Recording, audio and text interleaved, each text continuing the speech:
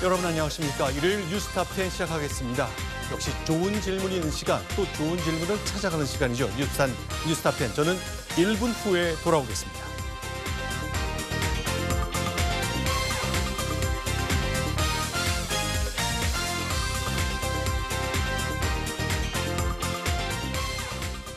네, 오늘 함께해 주실 뉴스고수 소개해드리겠습니다.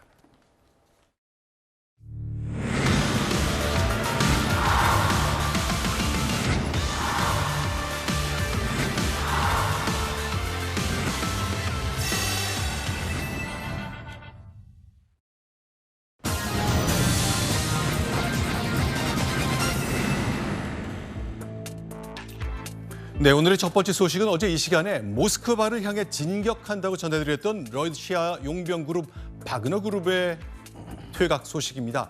박수를 받았고 반란군이 떠났습니다. 전 세계 동서고금을 통해 쿠데타 역사에 이런 적이 있을까 싶은 일들이 벌어졌는데요. 지금부터 하나씩 여러분께 정리해 소개해드리겠습니다. 자, 아산정책연구원의 양욱 연구위원 나오셨는데요. 예. 자, 지금 보시는 거는 러시아 내 장면인데 일반 시민들이 쿠데타가 난 곳이라고 보기에는 중재가 끝난 후인지 좀 평온해 보이기도 합니다. 어떤 일이 어젯밤에 있었던 거죠? 예, 뭐 일단 아시다시피 계속 러시아 모스크바를 향해서 이 굉장히 빠른 속도로 진격을 해갔습니다. 네. 뭐 이쯤 된다면은 뭐 한 밤 정도 지나서 한 네. 아침 정도에는 모스크바에 닿을 수 있을 거라고 생각을 했는데요. 네.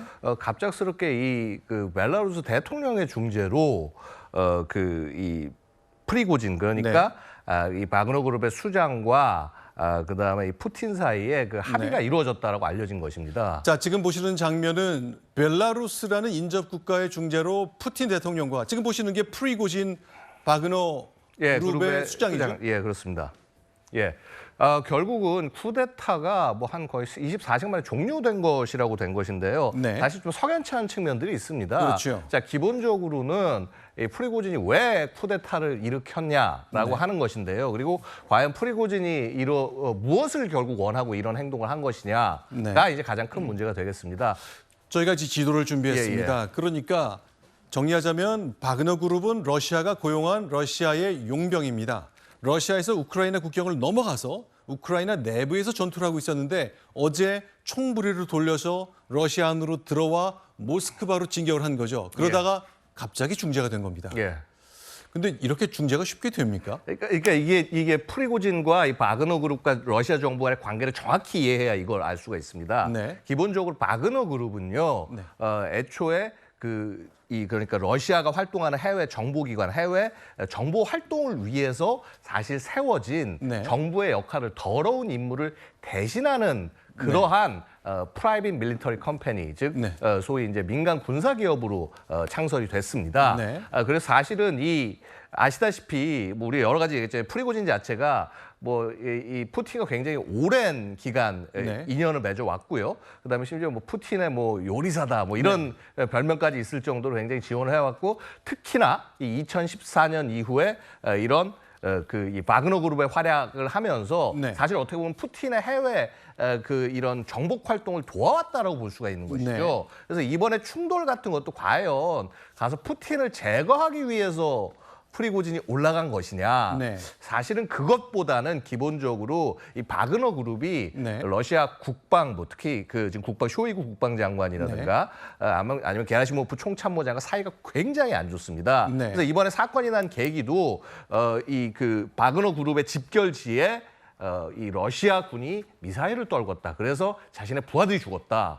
이 부분에 대해서 너희들을 처벌할 것이다. 그래서 결국 뭐냐면 현재 러시아군의 전쟁 지휘부를 자기가 정리하기 위해서 올라간 것이다. 이렇게 보는 것이 맞는 것이죠. 자, 정리를 하겠습니다. 러시아는 이제 우크라이나 전쟁을 하면서 이렇게 군사력을 많이 갖고 있는 나라지만 정규군은 기갑부대나 이런 장비를 사용한 역할을 맡았고, 와그너라는 용병 그룹이 보병의 역할을 나누는 역할 분담 같은 것이 진행됐다고 설명을 해왔는데, 어쨌건 총뿌리를 돌리는 일이 있었습니다. 근데 이제 저는 주목하는 것이 하루 만에 앞서 말씀드렸지만 쿠데타 역사에 이렇게 하루 만에 정리되는 일이 있을까 싶을 건데, 박원석 의원 나오셨으니까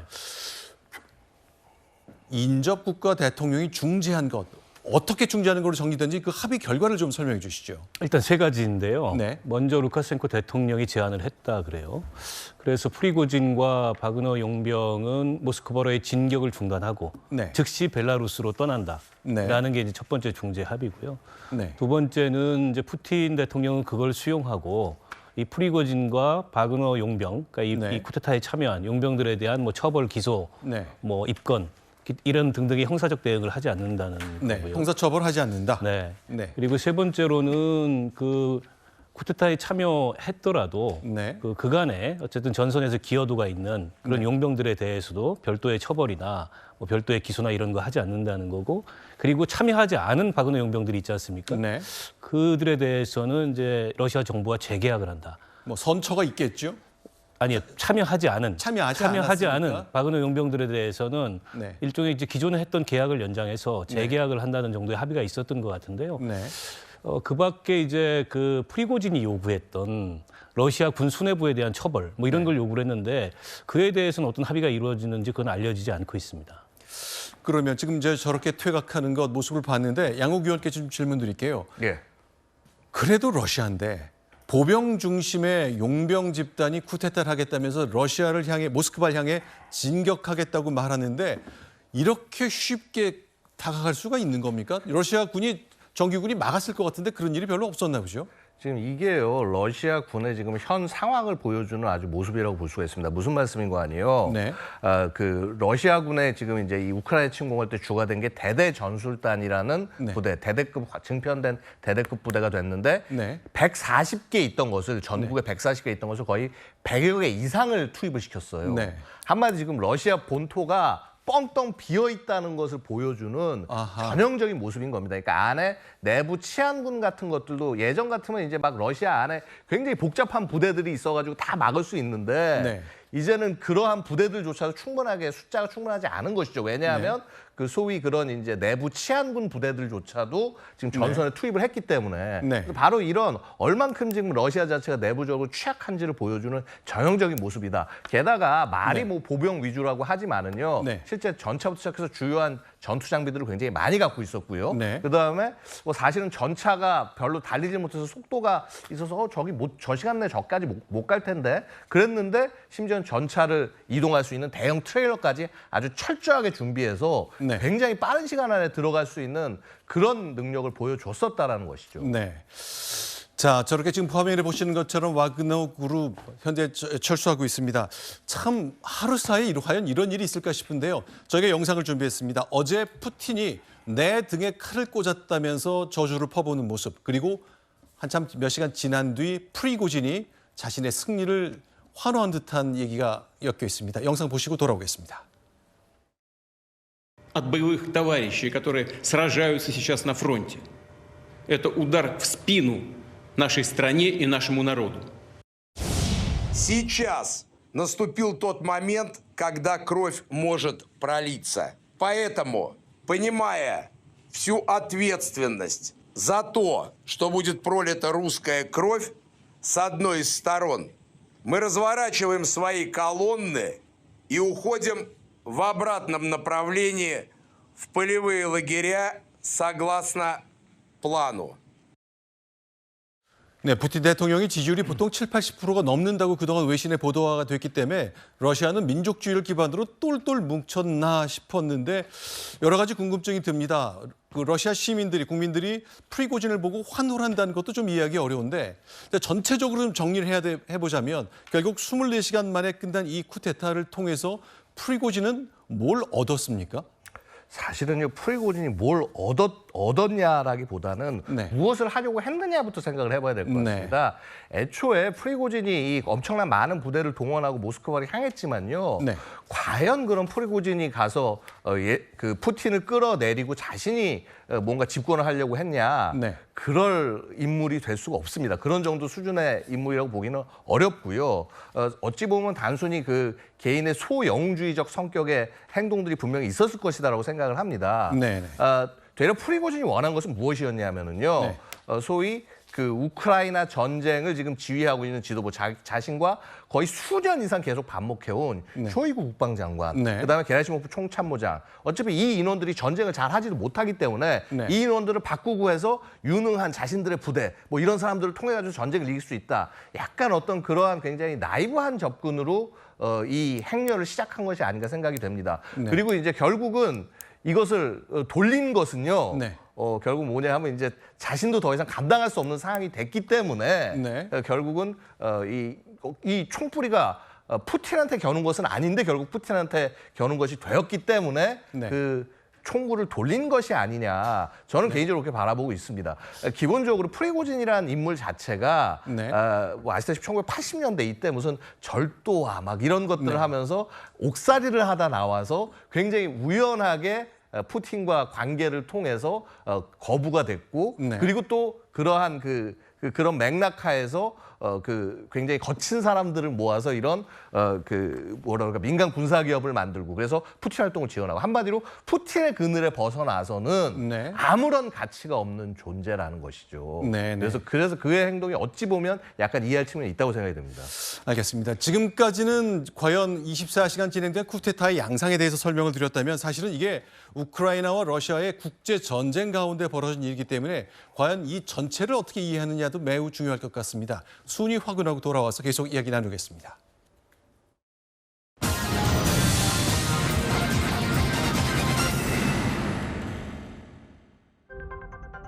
사실은 우크라이나와 러시아의 전쟁이긴 하지만 사실은 미국 제도와 러시아 시스템의 대결이기도 합니다. 이 전쟁과 관련해서 푸틴은 치명상을 입게 되고 젤렌스키 우크라이나 대통령의 기세 등등한 장면이 있다는데 관련된 얘기를 좀 나눠보겠습니다. 자, 그럼 푸틴, 김영남 의원은 이제 정치 전문가시긴 하지만 푸틴에 대한 그동안의 위상이 있었기 때문에 이 24시간 뉴스를 보고 좀 어떠세요? 푸틴은 어떨 것 같습니까?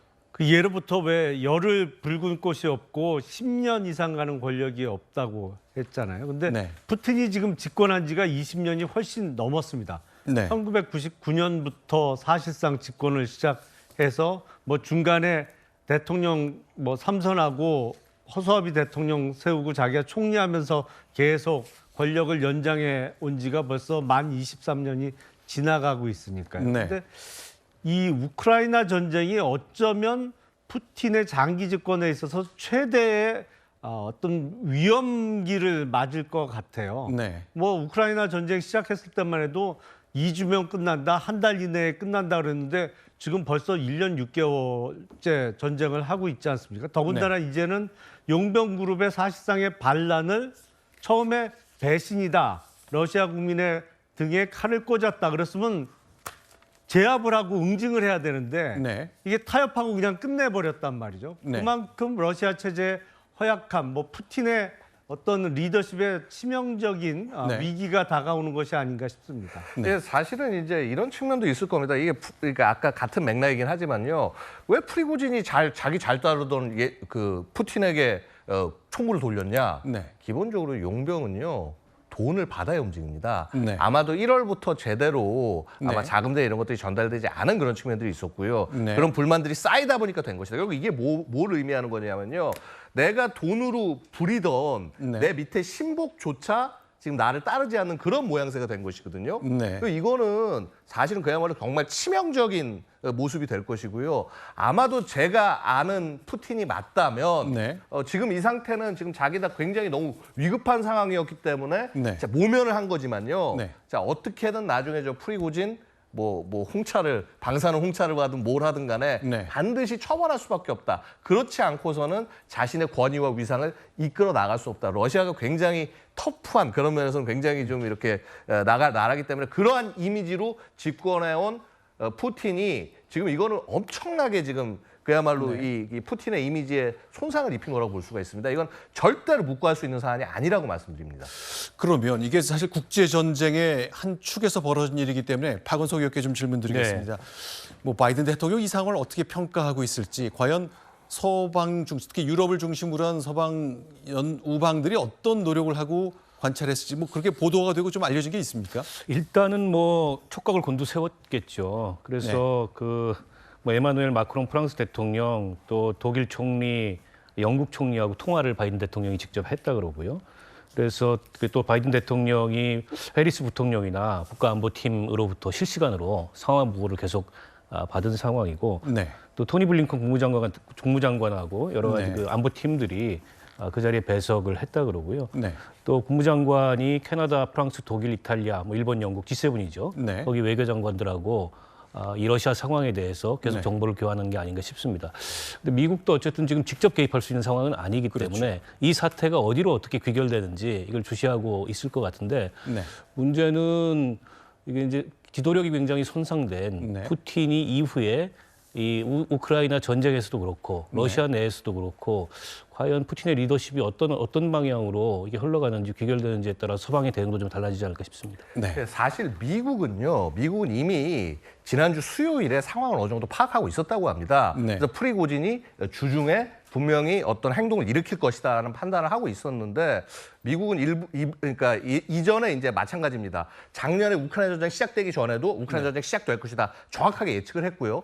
그때는 전 세계 그다음에 우크라이나 정부에 정확히 사실을 알렸는데 이번에는 알리지 않았습니다. 왜냐하면 되려 이 사실을 알고 있다는 것을 알려지는 순간 야 저거 미국이 개입한 거 아니냐라는 그런 어떤 오해를 피하기 위해서. 네, 그다음에 플러스 지금 어쨌거나 지금 푸틴과 사이가 안 좋은데 이거를 미리 알려주는 거는 푸틴한테 도움이 되는 것이기 그렇죠. 때문에 그렇죠. 일부러 미국은 이걸 끝까지 붙잡고 알리지 않았다 이렇게 알려지고 있고요.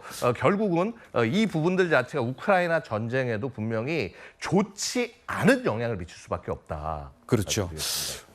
우크라이나 전쟁은 언젠가 끝날 겁니다. 그 이후에 돌이켜보자면, 복귀를 해보자면 프리고진이 24시간 동안 했던 이 중간에 중단된 쿠데타가 그야말로 변곡점을 만들 수 있지 않을까 하는 생각이 드는데 마지막 이제 모셨으니까 한 가지 질문으로 정리를 해보겠습니다.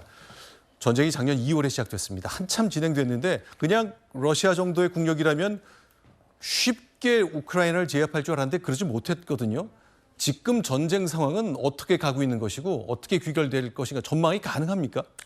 일단 제가 한마디만 말씀을 드리면은요, 마치 좀 기억하시면 오늘이 6.25 이제 73주년이 되지 않았습니까? 그렇죠. 마치 대한민국의 그 한참 전쟁이 한참 고지전이 벌어지는 상황과 유사한 상황이라고 생각하시면 되겠습니다. 어느 한쪽이 확실하게 우월한 전투력을 가졌다고 얘기할 수 없는 상황이고요. 네. 지금 우크라이나의 반격 대공세, 대반격의 국면이라고 얘기하고 있지만은요, 네. 명백한 성과가 나오고 있지 않을 만큼 네. 양쪽이 굉장히 많이 전력을 소진하고 더 이상 집중하기 어려운 상황이다. 결국 그러다 보니까 양측의 휴전 모델이 네. 이 대한민국에서의 정전 모델을 따라갈 가능성이 있다. 이런 얘기까지 나오고 있는 상황입니다.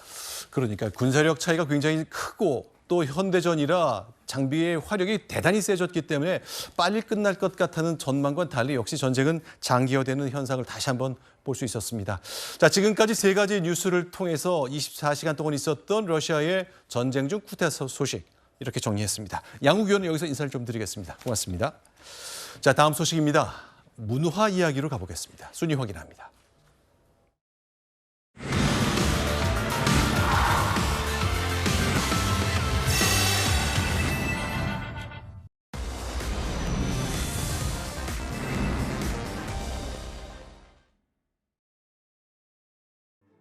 한국 발레를 전 세계에 알릴 수 있는 좋은 계기가 되어서 무척 기쁘고 영광스럽게 생각합니다.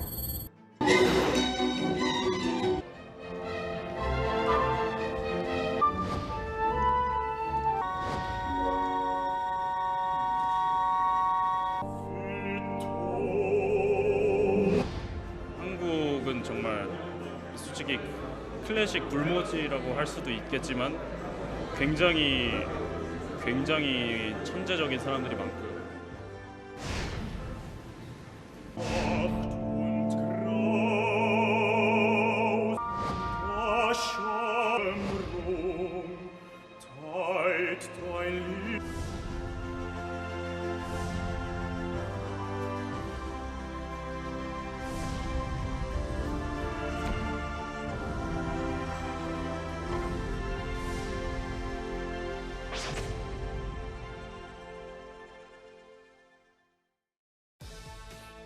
네, 이번에 네 번째 소식은 잠시 전에 보셨던 침울하고 우울한 전쟁 뉴스와는 달리 올해 들어서, 특히 올 6월 들어서만 3번의 낭보가 전해진 K-클래식에 대한 얘기입니다.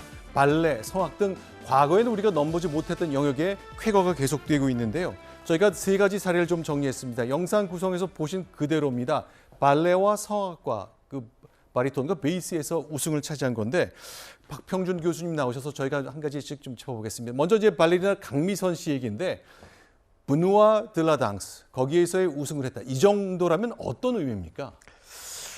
발레계 최고 영예의 상이라고 그렇게 얘기를 합니다. 이 상에서 최우수 여성 무용수상을 수상했다라고 하는 건요. 네. 영화로 친다면 네. 뭐 아카데미상을 수상했다라고 이렇게 평가를 하고 있습니다. 아카데미상의 여우주연상쯤 되겠네요. 그렇습니다. 네. 네. 자, 그러면 저희 영상에서 봤습니다만 저렇게 가녀린 여성의 그 아름다운 손 동작 때문에 이렇게 전 세계에서 우승을 차지하는 게 됐는데, 저도 이제 발레는 잘 모르고 문외한이기 때문에 질문 드리고 싶은 거는요. 이 강미선 씨의 춤 사위나 이 동작 가운데 어떤 점이 과연 저렇게 높게 평가받은 것인지 저희가 화면을 준비했는데 좀 화면을 보면서 설명을 좀 부탁드리겠습니다. 네, 일단은 결선에 오른 그 5명의 무용수들은 네. 그 기량 측면에 있어서는 뭐 거의 큰 차이는 없을 거라고 봅니다만, 네네. 저희 한국만이 가진 고유의 그 한과 정을 네. 잘 표현하지 않았느냐. 네. 그리고 이제 국악 크로스 오버 뮤직을 사용했는데 네. 이 음악도 한몫을 했다라는 생각을 합니다. 그 세상을 먼저 떠난 남편을 향한 네. 부인의 애절한 그리움을 연기했는데요. 네. 한국적인 것이 세계적이라고 하는 말이 있듯이, 네. 물론 작곡가 중에서 윤희상 작곡가의 사례도 네. 그 비슷한 사례일 수 있겠습니다만, 그러한 이유로 네. 상당히 높게 평가받지 않았느냐라는 생각을 합니다. 그렇죠. 지금 화면에 보시는 저 작품으로 상을 받은 건데, 복장에서 알 수 있듯이 전형적인 클래식한 발레의 의상이 아니고 개량 한복 느낌이 난 우리의 것이네요. 그렇습니다. 자, 그러면 표현력에 대한 얘기를 말씀 주셨습니다. 기량은 다 비슷할 것이다. 그러나 예술가로서 보여주는 그런 섬세한 손동작, 발동작 이거 하나가 차별을 냈다는 얘기인데, 어떻게 하면 저런 표현력이 가능한 겁니까? 어떤 점이 최고의 발레리나들 사이에서 그 차이를 내게 하는 건가요? 일단은 그 최고의 발레리나들은 하루의 연습량이 네. 굉장합니다. 네. 뭐 보통 여러분들이 예상할 수 있는 시간인지 모르겠습니다만, 네. 한 10시간 이상씩 연습을 하면서 하루에 저러한 동작을 만들어냅니다. 네. 저런 동작 하나하나가 발레리나가 표현하는 그런 언어라고 얘기할 수 있겠습니다. 그렇죠. 저희도 예전에 저 상을 처음 받았던 한국의 발레리나 강수진 씨에 보면 그 발레화 때문에 구부러지고 뒤틀어진 발 사진을 저희가 잘 기억하고 있는데, 그렇습니다. 그런 훈련의 결과라고 보시는 거군요. 그렇습니다. 네. 참. 그러니까 근육도 필요하고 스피드도 필요하고 유연함도 필요하고 탄력도 필요하고 당연합니다. 정말 하나도 빼놓을 수 없는 거네요. 근데 강미선 씨 같은 경우는 연습을 열심히 하면 근육이 그냥 잘 붙는 그런 그 체질이라고 합니다. 그것 때문에 그것 또한 단점으로 작용할 수 있어서 그런 부분을 굉장히 고민을 많이 했다고 합니다. 근데 기사에서 나왔듯이 강미선 씨는 출산을 한 엄마로서 만 40세에 이르렀기 때문에 사실은 그렇습니다. 발레리나 사이에서는 은퇴할 나이라고 흔히들 얘기한다고 하는데 그걸 다 극복한 거네요. 그렇습니다. 출산은 곧 은퇴라고 하는 일반적인 공식을 뛰어넘어서 이 강미선 씨는 연습벌레, 연습광으로 네. 그렇게 알려져 있습니다. 그래서 네. 그 극복의 과정들을 잘 넘겨서 세계 최고의 무용수가 된 것이죠. 자, 그렇다면 이게 이 우승들이 갑자기 나온 게 아니라 이 6월 달 내에서만 지난 한 달 사이에 3번의 우승이 있었는데, 역시 2주 전에 있었던 김태한 씨의 벨기에 퀸 엘리자베스 콩쿨 우승도 역시 빼놓을 수가 없습니다. 자, 바리톤으로서 역시 김태한 씨는 어떤 경쟁력을 보여준 겁니까? 일단은 음악적인 표현이 굉장히 좋았다. 네. 그리고 굉장히 젊은 나이였다. 22살이거든요. 네. 그리고 베르디의 오페라 돈 칼로라는 작품을 네. 불어 버전으로 노래함으로 해서 네. 그 프랑스 어권인 벨기에 관객들에게 큰 호응을 이끌어냈다. 네. 그리고 무대를 즐긴다는 마음으로 네. 임한 것이 당당하고 자신감 있게 보여졌다라고 하는 게 큰 장점으로 작용했던 것 같습니다. 근데요. 이제 오페라나 저런 가곡들 보면은 뭐 이태리어나 독일어, 심지어 지금 우승할 때는 프랑스어로 노래했다는 건데 가사를 정확하게 이해하고 또 언어로 정확하게 표현하고 그런 섬세함이 반영이 돼야 되는데 한국어를 모국어로 쓰는 분들한테 참 쉬운 일은 아닌 것 같습니다. 매우 어려운 질문이시기도 합니다만 아마 한글이 가지고 있는 우수성이라고 이렇게 제가 간단히 답변을 드릴 수가 있겠는데요. 한글의 우수성이요? 그렇습니다. 모든 국가의 언어를 발음하는데 별로 장애가 없는 그러한 언어가 한글이라고 저는 생각을 합니다. 네. 그리고 이제 이런 성악가들은 가사의 뜻을 충분히 그 텍스트를 이해하고 노래해야지만이 잘 표현할 수 있기 때문에 그러한 노력을 통해서 표현에 큰 어려움이 없었다라고 저는 보여집니다. 알겠습니다. 세 번째는 김성호 씨입니다. 특히 이제 BBC의 카디프 Sing of the World에서 가곡 분야 우승을 했는데 한복을 입고 노래를 한 것 같네요. 네, 그렇습니다. 원래는 예선에서만 한복을 입으려고 했는데 너무 관객들의 반응이 좋아서 결선 무대에서까지 한복을 입었다고 합니다. 근데 그게 큰 화제를 불러일으켰다고 합니다.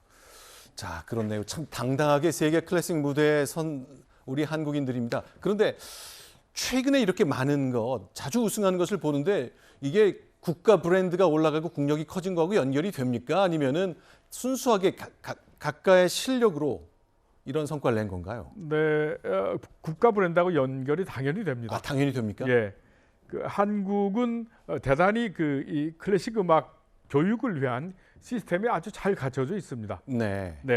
세계 무대에서 활동하고 교육받은 좋은 선생님들이 한국에 계시고요. 그러니까 굳이 유학을 가지 않더라도 한국에서만의 교육을 통해서 이러한 세계적인 좋은 결과를 낼 수 있게 되었습니다. 누가 그런 얘기를 했더라고요. 이렇게 상을 받는 거 보니까 이제는 더 이상 우리가 해외로 유학을 나가는 게 아니라 전 세계가 클래식을 배우러 한국에 와야 할 세상이 됐다고 평가를 했는데 그 말이 영 틀린 말은 아닌 것 같은 인상을 제가 강하게 받았습니다. 알겠습니다. 자, 박 교수님 여기서 인사를 드리고요. 다음에 다시 한번 기회가 될 때 모시겠습니다. 고맙습니다. 자, 이번엔 5번째 소식입니다. 이제 국내 뉴스, 사회 뉴스와 정치 뉴스로 돌아가겠습니다. 순위 확인합니다.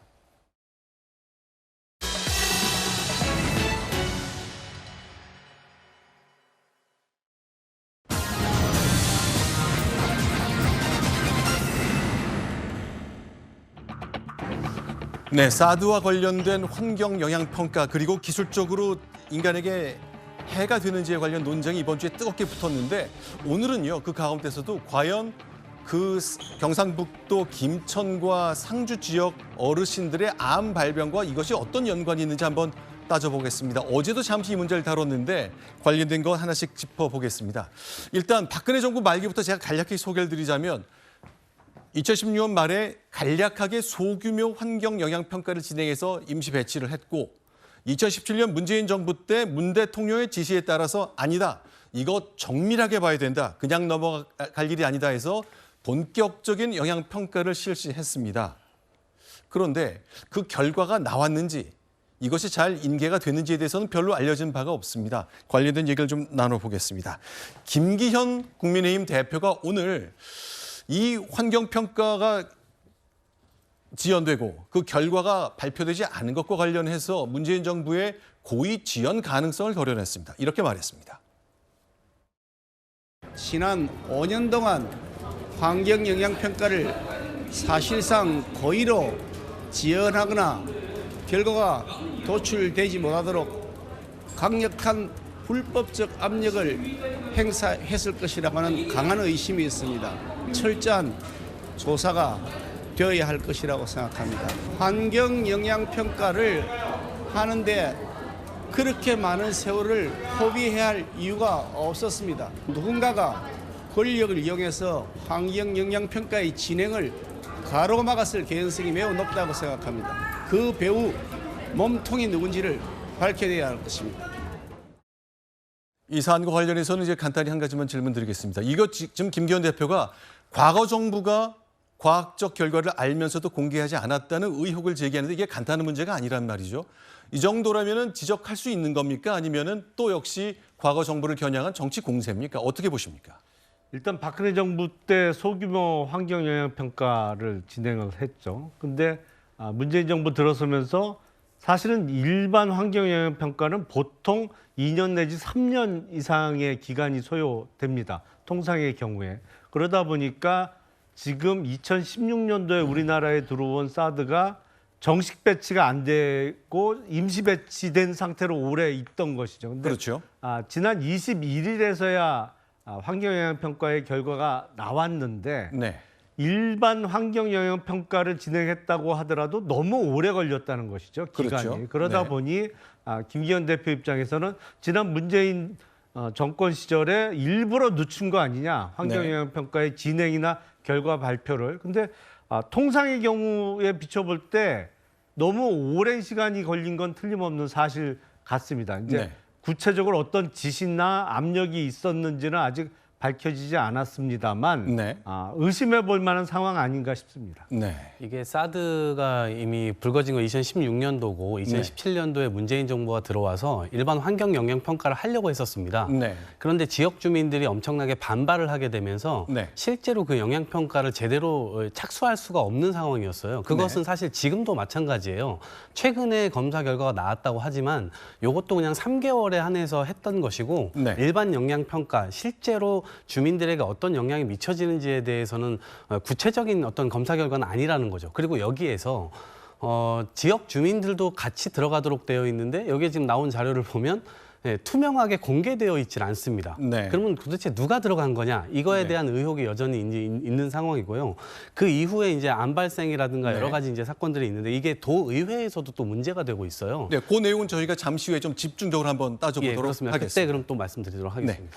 이게 지금 환경 영향 평가 결과가 나와서 그나마 이제 국민들의 불안이 씻겨 나갔는데 문제는 뭐냐면 이 환경 영향 평가를 시작하려면 국방부가 환경부에 협의 요청을 해야 돼요. 네. 근데 문재인 정부에서 그걸 안 했다는 거죠.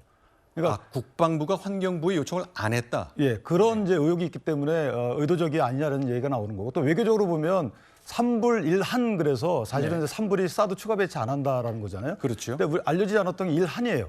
그러니까 예컨대 중국을 겨냥하지 않는다는 것에 대한 우리나라 정부가 적절한 조치를 해야 한다는 걸 약속했다 안 했다라는 것 갖고 많은 문제 제기가 있었잖아요. 네. 그러니까 그것과 연관시키는 거죠. 이게 이제 사드의 정상적인 운영을 고의로 방해한 거 아니냐. 네. 중국과 외교적 문제 때문에 이것 때문에 김기현 대표가 저런 이제 문제 제기를 하는 것이고요. 알겠습니다. 그러면 과학적인 논쟁은 이미 끝났다고 정부는 선언했습니다만 아직도 민주당을 중심으로 이제 반론이 있기 때문에 아직 완전히 매듭됐다고 말할 수 없습니다. 특히 이제 거기 계신 주민들께서 특히 상주시와 김천시가 해당이 되는데 상주군과 김천시인데 사드에서 가장 가까운 게 김천시의 노곡리라는 곳인데 거기에서 암 환자가 12명이 발생했고 7명이 사망했다. 그러니까 주민이 한 170분, 80분 계신데 너무 비율이 높다고 얘기를 했습니다. 그래서 저희가 어제도 이 문제는 한번 확인을 해야 되겠다고 이 시간을 통해서 말씀드린 적이 있는데요. 환경부가 저런 보도가 나온 지 한 이틀 전쯤에 자료를 냈습니다.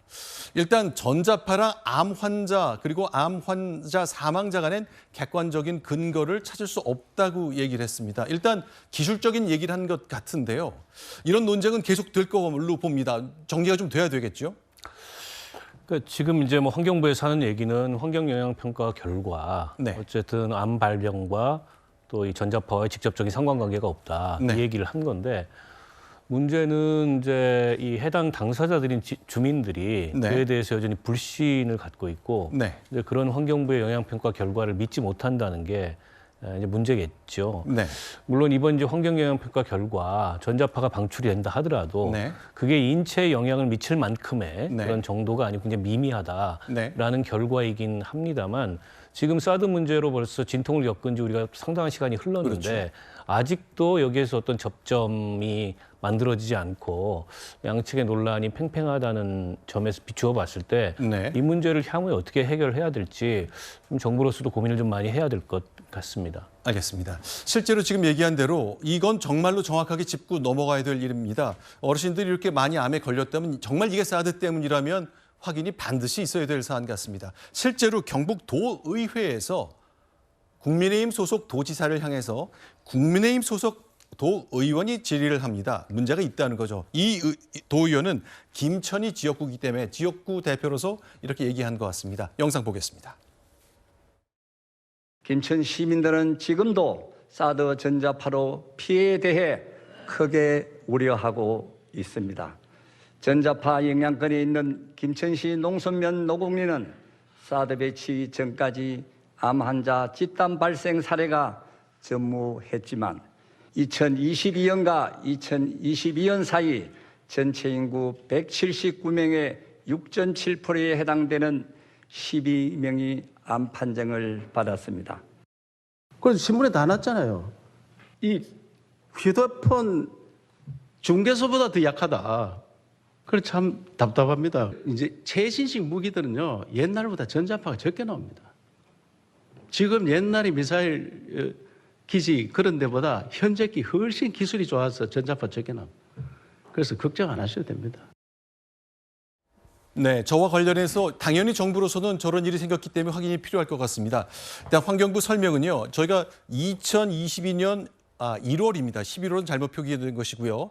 1월에 그러니까 문재인 정부 말쯤에 김천시에게 김천시가 정부회를 향해서 역학조사를 의뢰했습니다. 굉장히 시간이 많은 그러니까 문재인 정부 출범 거의 5년이 다 된 시점에 정부의 의뢰가 들어왔다는 것이고 그래서 선거가 끝난 후에 작년 11월 윤석열 정부의 국방부가 김천시가 이렇게 요청을 하니까 암 환자 역학조사를 하자고 얘기를 했고 그랬더니 주민들께서 반대를 하셨다 하는 얘기입니다. 구체적인 설명은 앞으로도 환경부에게 질문을 하고 답을 좀 들어야 될 것 같은데 이 말만 보면은 주민들은 우리가 환자가 너무 많다고 걱정을 하시는데 정부의 역학조사를 왜 반대하는지 그건 좀 의문이네요. 크게 두 가지인데요. 네. 저게 환경영향평가든 저 역학조사든 네. 우리가 실질적으로 조사 결과가 나왔을 때 두 가지 측면으로 벌어질 수 있어요. 왜냐하면 환경영향평가상 아무 문제가 없다. 그러면 사드를 배치하는 것을 정식으로 할 거 아닙니까? 네. 그거에 대한 불안 심리가 있는 것이고 네. 환경영향평가상 아무런 문제가 없다. 혹은 문제가 있다라고 나오면 또 그것도 불안 심리로 작용되는 거 아니겠습니까? 네. 그러한 측면에서 봤을 때는 이것이 국민들의 어떤 의심하고 있는 불안 요소 이것을 불식시켜주는데 정부가 최선의 노력을 더 해야 되는 것 아닌가라는 그렇죠. 생각이고요. 네. 지금 그런 것에서 심리적 전선이 쳐져 있는 것이기 때문에 정부로서는 과학적 증명이든 아니면 설명이든 계속해서 노력을 기울일 수밖에 없다라고 생각합니다. 네. 그러니까 지금 주장에 따르면 그 전까지는 암 환자가 한 명도 없었다는 거잖아요. 네. 그러니까 이게 그 인간 수명이 늘고 그 장수하시는 분들이 많이 나올수록 암 환자는 뭐 비례해서 많이 나올 수밖에 없는데 네. 뭐 정말 그랬는지 여부를 따지기 위해서 역학조사를 하려고 했더니 정작 주민들은 반대해서 이루어지지 못했단 말이죠. 네. 근데 사드가 우리나라 말로 하면 고고도 미사일 방어 체계잖아요. 네. 그야말로 이게 지상에서 50km, 100km 이상 높이에서 날아오는 아주 높은 데서 떨어지는 미사일을 그 방어하기 위한 체계거든요. 네. 그러면 전자파를 쏴도 사실은 하늘에다 대고 쏘는 거잖아요. 이 그렇죠. 사드라는 무기 체제는. 그렇죠. 그래서 이게 지상에 있는 사람 내지는 뭐 심지어 그 전에 더불어민주당의 주장에 의하면 참외까지 전자파에 튀겨진다고 주장을 했는데 그거는 과학적으로 납득하기 좀 어려운 주장 아닌가 싶습니다. 알겠습니다. 그렇죠. 지금 하신 말씀은 이게 레이더라는 게 굉장히 높은 고지대에서 하늘을 향해 쏘는 것이기 때문에 고지대 아래쪽에 있는 마을에는 영향이 없다는 것이 정부의 설명이었습니다만 역시 종합적으로 볼 때 걱정이 있었기 때문에 하나하나 따지기 좀 쉽지 않은 국면이 있었습니다. 어쨌건 정부의 발표를 통해서 또 다른 도화선이 생겼고 특히 이 어르신들의 암 관련해서는 진위를 정확하게 확인하는 노력은 앞으로도 추가로 있어야 될 것 같습니다. 저희도 꾸준히 질문을 던지고 듣는 설명을 여러분께 소개해드리겠습니다. 자, 이번엔 6번째 소식입니다. 순위 확인합니다.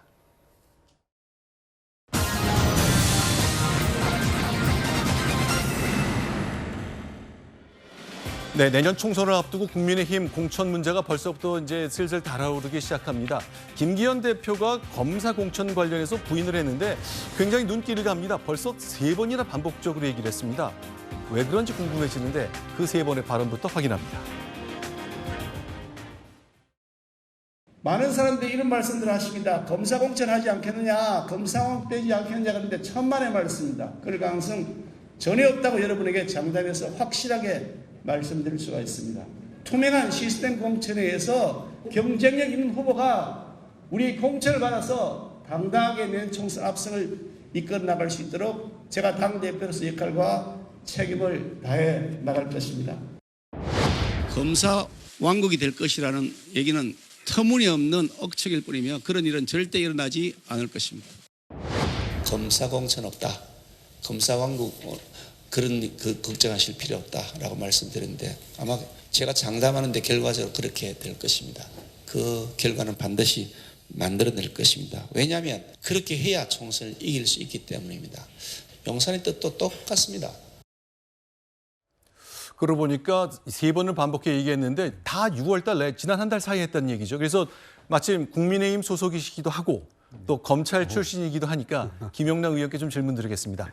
우리가 잘 모르는 뭔가 검찰 출신을 공천해야 하는 문제와 관련해서 당 내부에 뭐가 진행되고 있는 겁니까?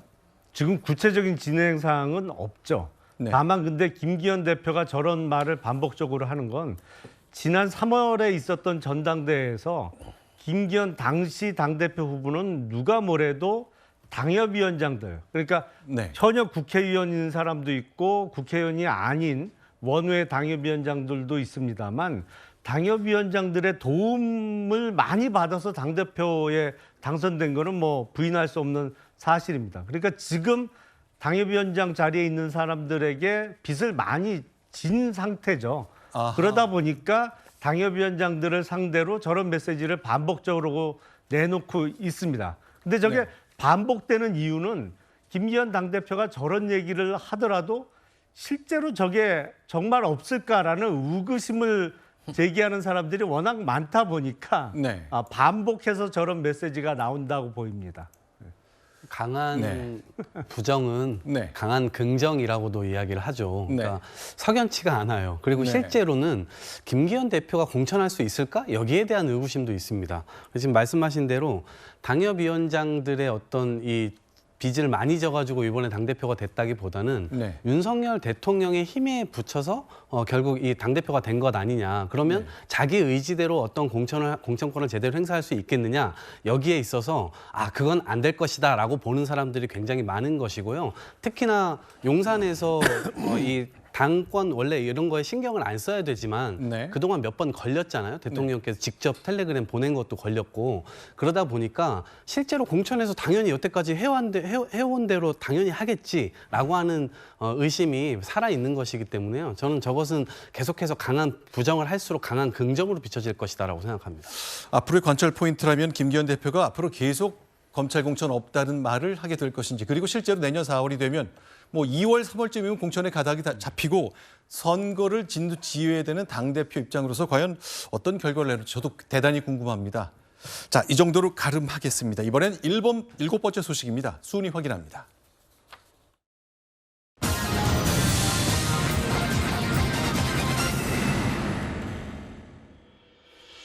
네, 송영길 전 민주당 대표 얘기입니다. 자, 386 세대의 맏형격인 81학번으로서 그동안 대표적인 학생 운동을 주도했고 이후에 정치권에서도 국회와 지방자치단체장을 거치며 승승장구하셨는데 최근 들어서 돈봉투 사건 이후에 많이 발언이 거칠어졌습니다. 관련된 얘기를 좀 나눠보겠습니다. 저희가 최근에 있었던 말 몇 가지를 꺼내봤는데 여기에 대한 평가를 좀 부탁드리겠습니다. 혹시 저희 패널 분들께서 내가 저 말 동의한다 아니면 동의 못하겠다 그런 대목이 있으시면 좀 의견을 좀 부탁드리겠습니다.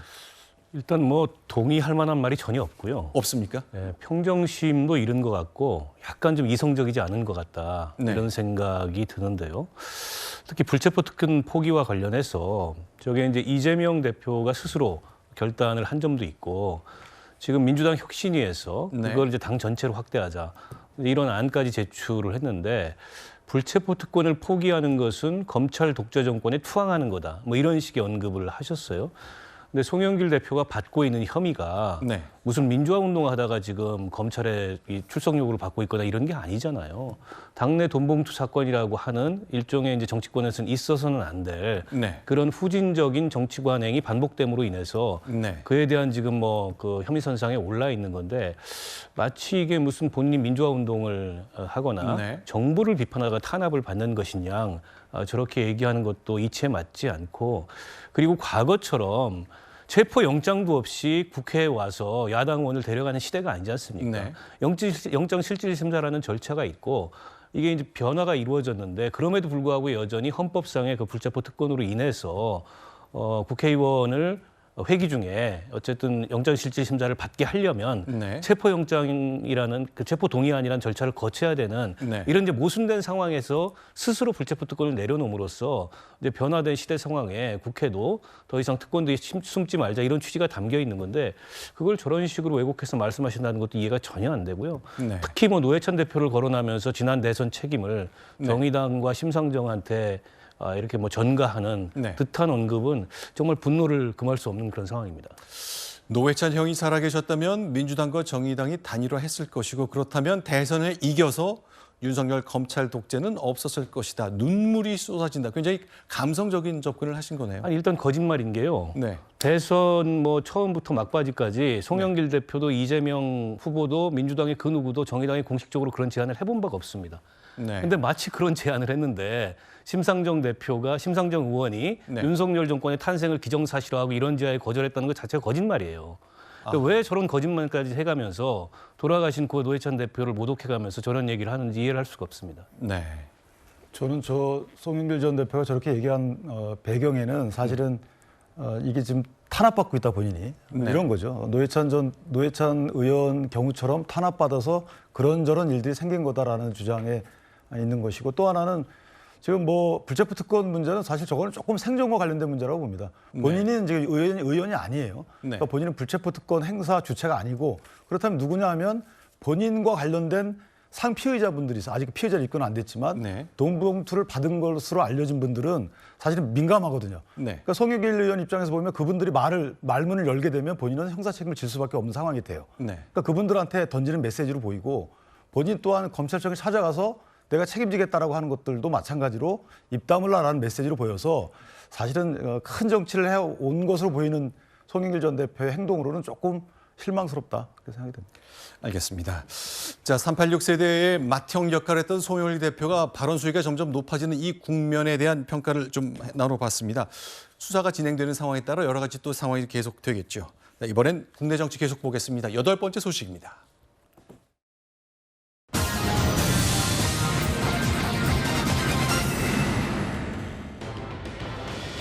네, 어제도 이 시간에 저희가 소개해드렸습니다만 이낙연 전 대표가 1년 만에 귀국했습니다. 1,500명의 지지자가 모였다는데요.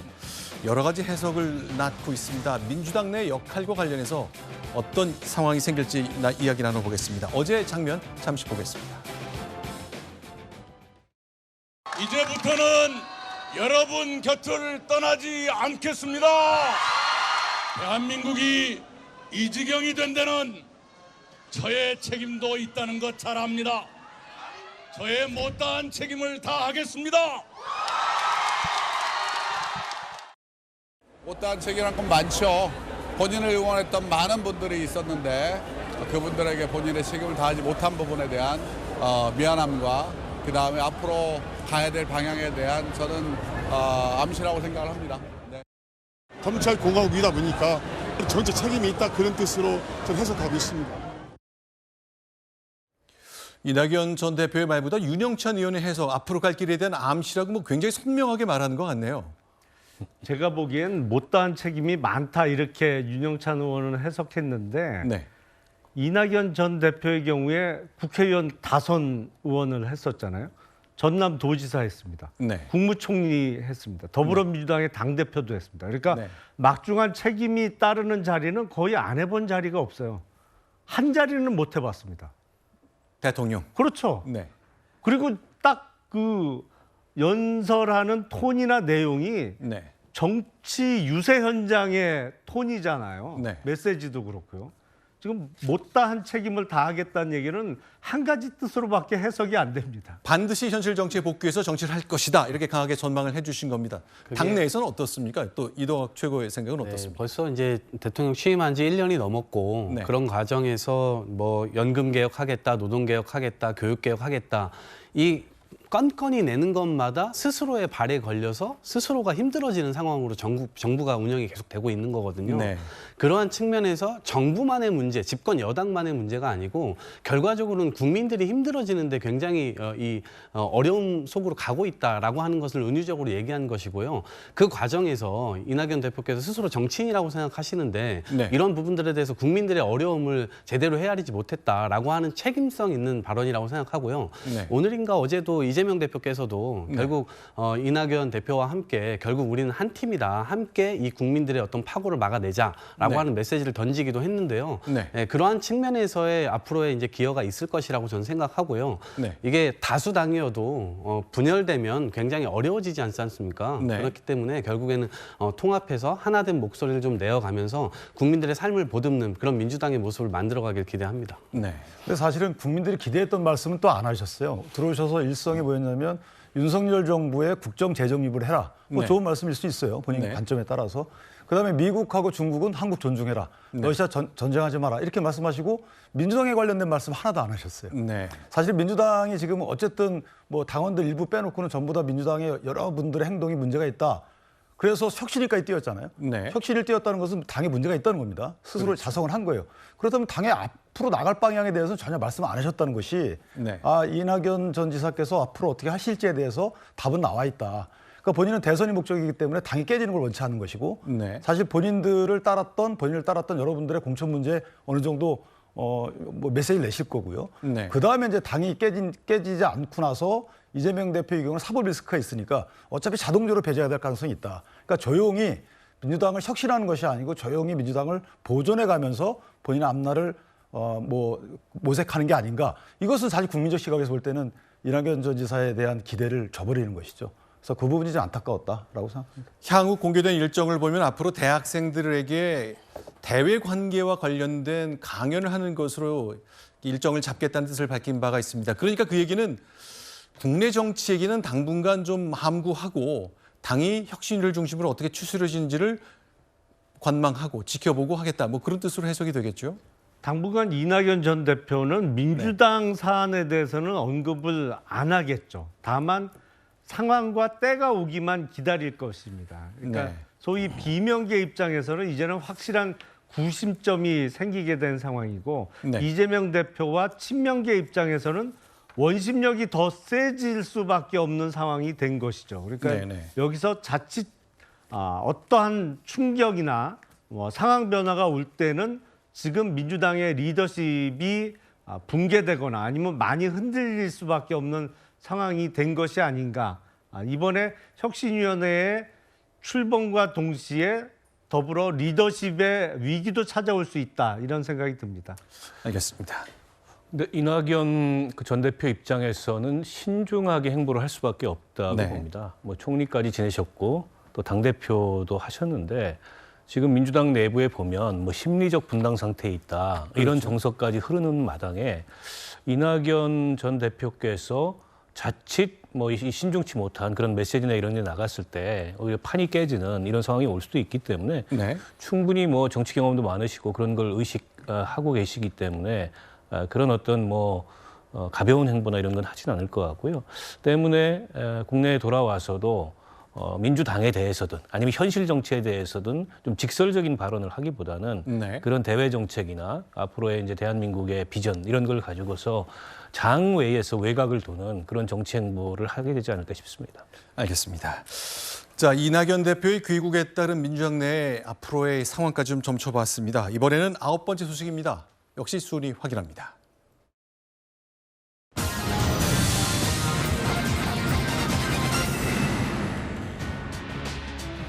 네, 어제 저희도 간단히 설명드렸습니다만 박근혜 전 대통령을 구속시켰던 특별검사 지금 벼랑 끝에 서 있습니다. 저희 채널 A가 취재한 바에 따르면 검찰은 특별한 상황이 더 생기지 않는 한 구속영장 청구할 가능성을 아주 강하게 갖고 있는 것으로 파악하고 있습니다. 관련된 얘기 지금부터 좀 나눠보겠습니다. 자, 오늘도 그 영상 좀 보겠습니다. 박근혜 대통령이 탄핵된 것은 2017년 3월 10일입니다. 그로부터 며칠 전 박영수 특별검사가 수사를 정리해 가면서 국민들 앞에 메시지를 내놓는 모습이 준비되어 있습니다. 특검 수사의 핵심 대상은 국가 권력이 사적 이익을 위해 남용된 국정농단과 우리 사회의 고질적인 부패 고리인 정경유착입니다. 국정농단의 사실이 조각조각 밝혀져야 하고 정경유착의 실상이 국민 앞에 명확하게 드러나야 합니다. 지금 부패 고리를 끊겠다는 의지를 다지는 특별검사의 모습입니다만 저거는 5년 전의 모습이고 시간이 좀 흘렀습니다. 이제는 수사를 받고 있습니다. 며칠 전에 검찰에 피의자 신분으로 비공개 출석했습니다. 문재인 정부 말기에 2번 출석해서 조사를 받았습니다만 그때는 별다른 혐의를 찾지 못했고 새로운 정부가 들어온 후 50억 클럽에 대한 비판 수위가 높아지면서 특히 곽상도 의원 수사 이후에 판결 이후에 그래서 다시 한번 고강도 수사가 시작됐는데 이제는 좀 상황이 달라졌습니다. 김영남 의원께 좀 질문을 드리겠는데 이 혐의라는 것 특검이 되기 전에 했던 일도 있고 이후에도 일이 있는데 이 돈과 관련된 거잖아요. 이 뭐랄까 가벌성이랄까 이런 관점에서 볼 때는 중한 겁니까? 어떻습니까? 일단은 그 대장동과 관련해서는 박영수 전 특검은 여러 번 등장을 합니다. 네. 박영수 특검 본인이 등장하는 것도 여러 번입니다만 박영수 전 특검의 친인척들이 실제 뭐 100억 이상의 그 돈을 받았던 게 여러 번 등장을 하죠. 지금 가장 핵심되는 혐의는 그 대장동 사업과 관련해서 우리은행이 컨소시엄에서 빠지지 않도록 영향력을 행사하지 않았느냐. 그러면서 그 대가로 약 200억 원 상당의 부동산 등을 요구했다라는 게 혐의의 핵심이에요. 그렇죠. 근데 물론 그때 당시는 박영수 전 특검은 변호사였고 공직자 신분은 아니었습니다. 그렇죠. 그러니까 이제 대장동 일당과 공범 내지는 어떤 배임 수재 혐의가 적용될 수 있을 것 같아요. 근데 박영수 전 특검은 대장동 사건 이외에도 이미 기소된 부분이 있습니다. 네. 소위 그 가짜 수산업자와 관련해서 그렇죠. 고급 외제차를 제공받았다는 것으로 해서 부정청탁법 위반으로 기소가 지금 되어 있는데 네. 그 사건과 관련해서 박영수 전 특검이 내민 그 변명의 내용이 영 석연치가 않아요. 네. 특검은 이제 공직자 신분이 아니다. 그래서 네. 그 부정청탁법 위반의 적용 대상이 아니다라는 주장을 했는데 특검은 장관급 대우를 받거든요.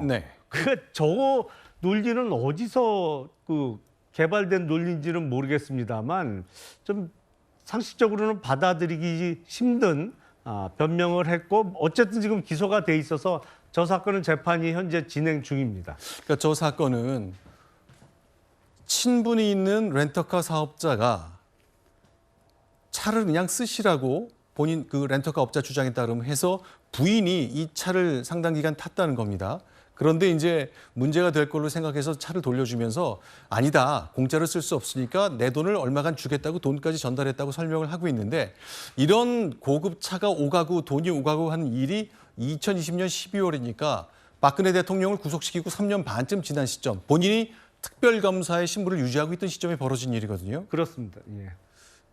전 이 두 가지 이미지가 도저히 공존한다는 것이 좀 이해가 되지 않습니다. 저는 이게 그러니까 너무 검사 후배들을 믿고 있는 것 아닌가 이제 이런 생각이 들었고 최근까지도 그런 생각을 할 수밖에 없는데요.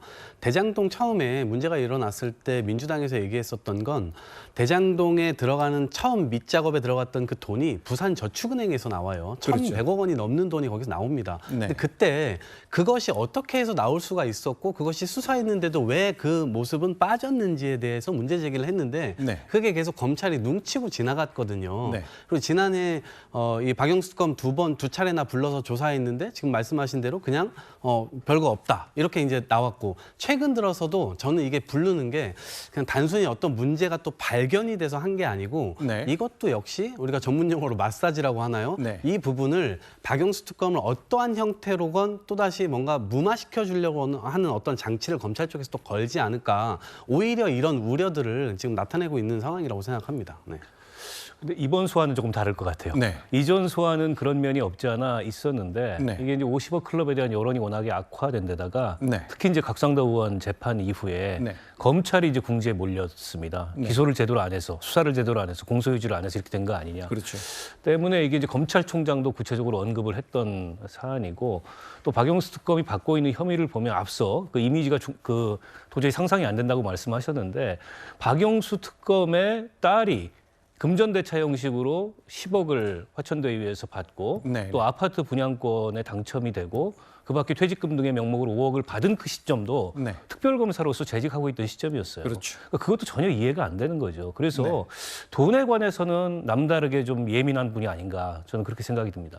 알겠습니다. 이제 검찰이 수사를 하고 혹시 기소를 하게 된다면 그 공소장을 통해 저 구체적인 얘기가 나올 텐데 박 대통령 구속 이후에 이 일과 연관을 시킨다면 실망할 분들이 굉장히 많을 것 같은 좀 생각이 듭니다. 이번엔 10번째 소식으로 넘어갑니다. 자, 이번 주 오픈 인터뷰 하이라이트인데요. 저희가 대한민국 최초로 성전환한 사이클 선수 나화린 선수를 만났습니다. 이번 달에 초에 강원도민 체육대회에서 여성 사이클 종목에 출전한 나화린 씨는 2관왕이 됐는데 원래는 남성이었는데 성전환을 한 거죠. 여성 선수의 자리를 뺏었다는 비판도 많았습니다. 저희가 인터뷰한 내용 일부를 소개해드리겠습니다. 왜 경기에 출전했는지에 대한 얘기입니다.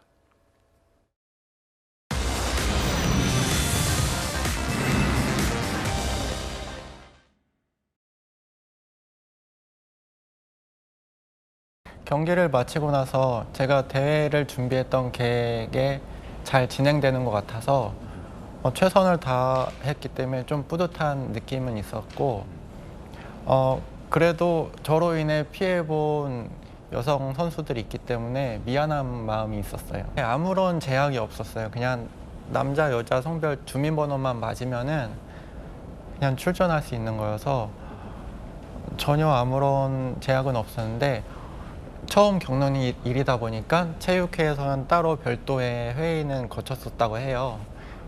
그래도 막을 수 있는 게 없으니까 그냥 출전을 했어요.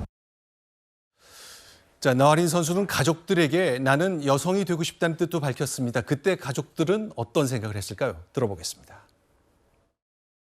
처음에는 받아들이지 못하셨어요. 근데 너무 사실적으로 확인을 해가지고 충격받고 좀 약간 우시기도 하셨지만은 하시는 말씀이 너를 그냥 입원하고 있을 때 그냥 내치고 싶다, 뭐 버릴까 그냥 그런 생각도 했었는데 그 입원하고 있던 기간 동안에 많은 자료를 찾아보신 거예요. 저보다도 더 많이. 그래서 트랜스젠더들이 거의 다 가족한테 버림받고 사회에서도 버림받아서 자살하는 사례가 많구나. 그것 때문에 제가 자살을 할까 봐 그래서 좀 받아들이셨다고 얘기하셨어요. 저는 집안이 기독교 집안이거든요. 가족 중에 작은 아버지는 서울에서 목사시고 그래서 저도 교회를 너무 열심히 다녔었어요. 그래서 종교적인 사상하고 너무 충돌되는 거예요. 그래서 나 남자로 태어났으니까 남자로 살아야 된다. 난 여자가 되고 싶긴 하지만은 신이 들어준다면 다음 생에는 여자로 태어나게 해달라. 아니면은 내일 아침에 깨어나면 여자가 되게 해주세요 하고 기도하고 지금 남자로 태어났으니까 남자로 살아가려고 너무 노력을 했었어요.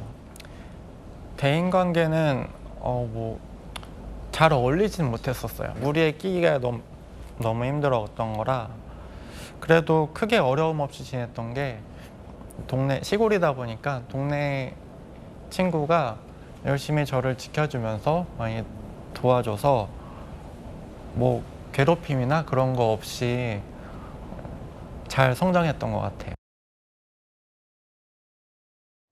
네, 나화린 선수 강원도에서 체전에 출전하면서 있었던 여러 가지 주목들이 굉장히 부담스러웠던 사실을 저희 인터뷰에서 털어놓았는데요. 본인의 선택과 관련된 많은 분들의 걱정도 또 응원도 있었다고 합니다. 저희들도 이 선수의 앞으로 선수의 활동 많이 지켜보도록 하겠습니다. 자, 오늘 준비한 10가지 소식은 여기서 마치겠습니다. 이제 제주에서 시작한 올해 장마가 이제 본격적으로 시작되죠. 댁내 비 피해나 안전사고 예방에 각별한 주의를 기울여 주시기 바라겠습니다. 좋은 질문이 있는 시간, 또 좋은 질문을 찾아가는 시간 뉴스탑 10 이제 마칠 시간입니다. 곧바로 뉴스 A가 이어집니다. 많은 시청 바라겠습니다. 고맙습니다.